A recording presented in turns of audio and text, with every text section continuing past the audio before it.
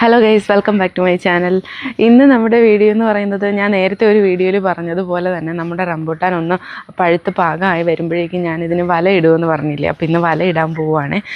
വല ഇടാന്നതിന് കാരണം ഇത് കണ്ടോ, ഇതുപോലെ റംബൂട്ടാന് ചെറിയ നിറം വെച്ച് തുടങ്ങിയിട്ടുണ്ട്. ഈ ഒരു സമയത്തെ വലയിടുവാണെങ്കിൽ കുറച്ചുകൂടി നല്ലതാണ്. ഇപ്പോൾ വലയിടാൻ തുടങ്ങുന്നതെന്ന് പറഞ്ഞാൽ അണ്ണാനും അതുപോലെ തന്നെ ധാരാളം കിളികളും ഉണ്ട് കേട്ടോ.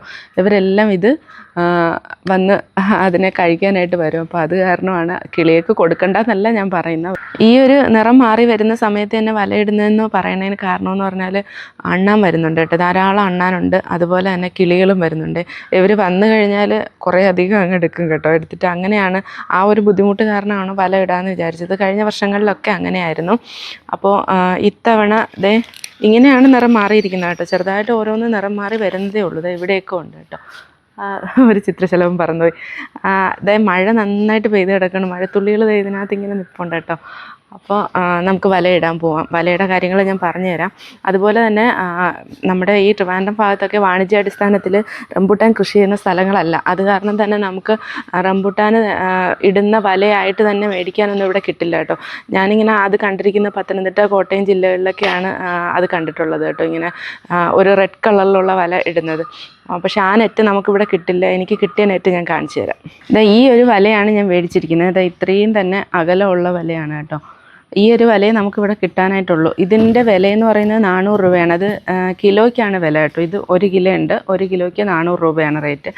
അപ്പം ഞാൻ ഇനി ഇതിടാൻ പോവുകയാണ്. ഇതിൻ്റെ വലയുടെ അകലം ഞാൻ കാണിച്ചു തരാം.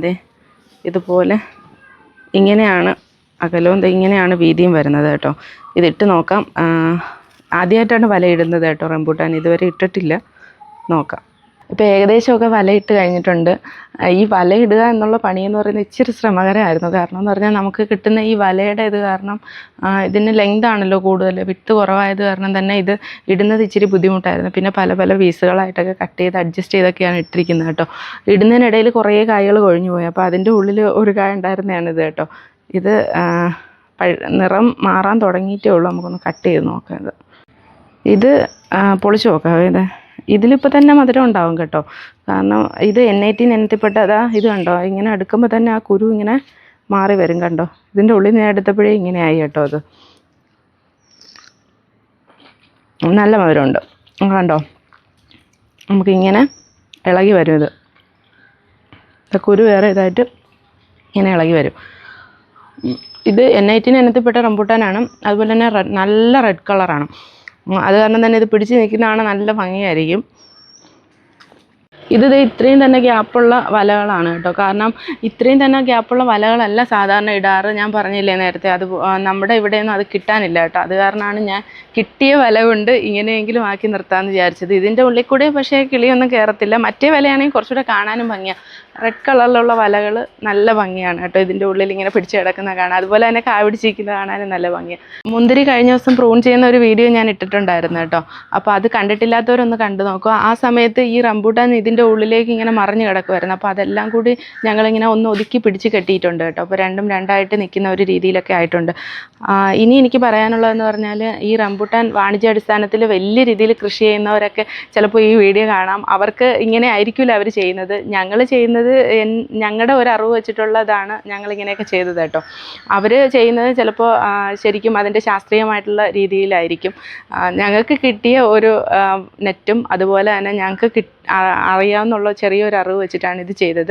അപ്പോൾ ഇതിൽ എന്തെങ്കിലും കുറവുകളോ തെറ്റുകളോ ഒക്കെ ഉണ്ടെങ്കിൽ പറഞ്ഞു തരിക.